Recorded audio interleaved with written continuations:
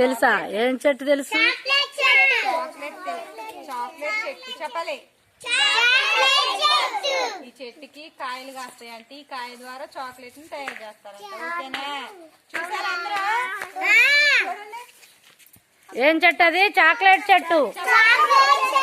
మనం బర్త్డేకి చాక్లెట్లు తింటున్నామా? అవి ఎక్కడి నుంచి వస్తాయి? దీనికి కాసే కాయల వల్ల మనకి చాక్లెట్లు తయారవుతాయి. అవునా? చూసారా చాక్లెట్ చెట్టుని? Very good. హాయ్ పిల్లలు. మరి ఈరోజు మనము కదంబం చెట్టు గురించి చెప్పుకుందామా? ఏం చెట్టు? కదంబం చెట్టు అనండి అందరూ. దానికి కాయలు కూడా ఉంటాయి తెలుసా? ఇగో ఇవి కాయలు. ఈ కదంబం చెట్టు కాయలు. అర్థమైందా?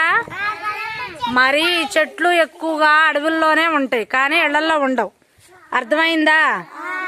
అయితే ఆ చెట్టు గురించి చెప్పనా మీకు? అది దేవుడి చెట్టు పిల్లలు. ఆ పండు తింటే మంచిది. అర్థమైందా? అది దేవుడి చెట్టు అంటారు.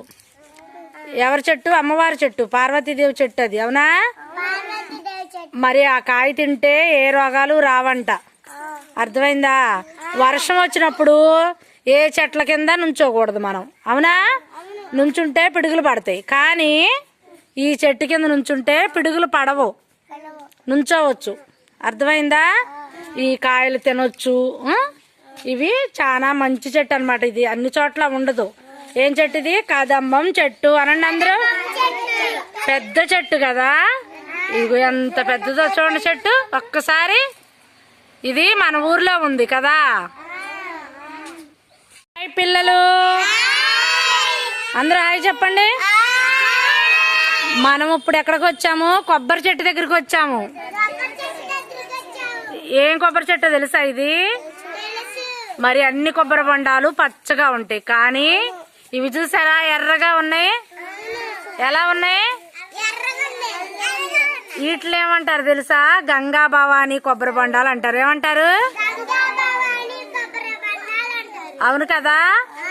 మరి అన్ని చెట్లు కాయలేమో పచ్చగా ఉంటాయి బొండాలు, ఇవి మాత్రం ఎర్రగా ఉంటాయి. ఎలా ఉంటాయి?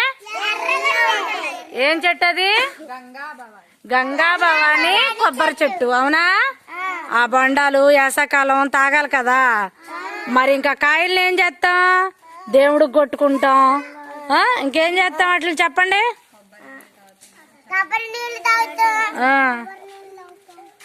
కొబ్బరి నీళ్ళు తాగుతాం జ్వరాలు వచ్చినప్పుడు. అవునా? చూసారా ఇప్పుడు కొబ్బరి చెట్టుని?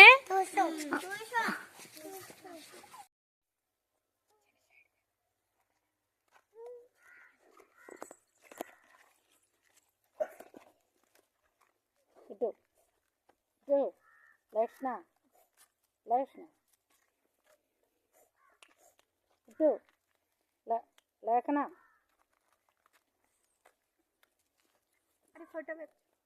అందరు ఫోన్ అని చూడండి. హాయ్ పిల్లలు. హాయ్ పిల్లలు. ఇప్పుడు మనం ఎక్కడికి వచ్చాం తెలుసా? టేకు చెట్టు దగ్గరికి వచ్చాం. ఏం చెట్టు? టేకు చెట్టు. ఇది మనము తలుపులు చేసుకోవడానికి, మంచాలు చేసుకోవడానికి అన్నిటికీ ఈ చెక్కతోటే చేస్తాం. అర్థమైందా? ఏం చెట్టు అది? టేకు చెట్టు. ఈ చెట్టుతో తలుపులు, కిటికీలు, మంచాలు అన్నీ కూడా ఈ చెట్టుతోనే చేస్తాం. అర్థమైందా? ఈ చెట్టు ఏం చెట్టు? టేకు చెట్టు అనండి. ఇప్పుడు ఎక్కడికి వచ్చామో తెలుసా? మనందరం ఉసిరి చెట్టు దగ్గరికి వచ్చాం. ఎక్కడికి వచ్చాం? ఉసిరి చెట్టు. దీనికి కాయలు ఎక్కడో ఉన్నాయి, ఎక్కడో ఒక్కొక్కటి ఉంది, కోసేశారు, కనిపించట్లేదు. ఇదేం చెట్టు? ఉసిరి చెట్టు. ఈ కాయలతో మనం పచ్చడి పట్టుకుంటాం. మరి కార్తీక మాసం అన్నాలు ఈ కాయలు దీపారాధన చేస్తారు. ఈ చెట్టు దగ్గర పూజ చేస్తారు. అర్థమైందా? ఈ కాయలు మనం తింటాం, పచ్చడి చేసుకుంటాం, ఇంకా విడిగా తింటాం. చాలా మంచిది. ఏం చెట్టు ఇది? ఉసిరి చెట్టు. అవునా? ఈ చెట్టు కింద భోజనాలు కూడా చేస్తాం.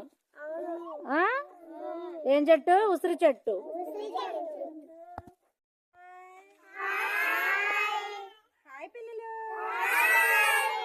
హాయ్ పిల్లలు, మనం ఇప్పుడు ఎక్కడికి వచ్చామంటే బెల్వపత్రం వృక్షం దగ్గరికి వచ్చాం. ఎక్కడికి వచ్చాం? బెల్వపత్రం. చూడండి ఒకసారి,